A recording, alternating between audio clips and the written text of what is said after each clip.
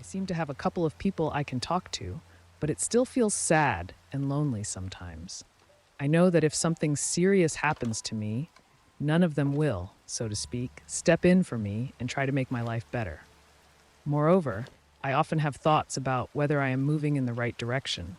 What if I can't achieve what I want? Why is life so difficult for me? And I don't even have anyone to talk to, heart to heart. Such thoughts can overwhelm me even when I'm surrounded by people. And if I don't have these thoughts with other people, then when I get home, it becomes sad again. I wait for a call from my friends with an invitation to spend time together. If there is no call, I just sit alone and feel sad because I don't want to impose myself all the time, and it feels strange. If this resonates with you, don't worry, I'm with you. We will discuss this together and find a solution to this sadness and loneliness. Hello, everyone. You are on the Minecraft Bro channel. Today, we will talk about loneliness. I will help you look at loneliness from a new perspective so that it no longer seems frightening. In general, the topic is very interesting and relevant, so let's get right to the video. I just want to remind you not to forget to subscribe to the YouTube channel, as we are very close to reaching 1 million subscribers. So, basically, let's get started. As has become a tradition, I will start with a personal story about how I felt loneliness. It was around midnight, and I was heading home after work, but suddenly I caught myself wanting to just stroll through the empty streets. I wanted to feel that nighttime vibe. In such moments, there is no discomfort from being alone. There is only calmness, and you are free from the gazes and hustle of others. Because sometimes I find it very difficult to walk alone. So, I was walking through the empty streets, illuminated only by dim streetlights, and gradually I began to notice that I was really feeling calm. No one was making noise. There was no hustle, just me and the city, which seemed to have slowed down with me. It even seemed to me that the air itself had become different, somehow cleaner and lighter. I started thinking about life, how I live it, what I want to achieve. And alongside this, I became very sad because at this late hour, I could have been having a good time with my friends, but I was walking alone. As I walked through the empty streets, I began to wonder why I was so drawn to other people. Why does it seem to me that their presence would solve all my problems or make me happy? Perhaps sometimes we all want to be part of something, to feel needed, to feel support. But at that moment, I had no friends. And if I did, they were just school friends with whom I exchanged a few words in class. That's when I wanted to create a community where I could share my experiences with people so that they might not make the same mistakes I did. I know that many people in life don't have those who can advise them on what to do in certain situations. I remember that moment vividly. It was then that I had an incredible desire to create my YouTube channel where I could talk to people who had gone through the same things I had. This desire to create something of my own, a platform where experiences and feelings could be shared, turned out to be stronger than anything else. Back then, I didn't even know where to start or what it would look like. But now I understand that the idea of starting my YouTube channel was provoked by that feeling of lacking support and understanding. I realized that by helping other people, I would feel much better and perhaps rid myself of my own loneliness.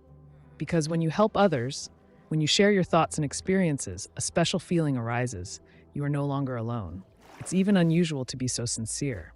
I speak as I feel, really. So that's my story of loneling. I hope you took a few minutes to talk to yourself.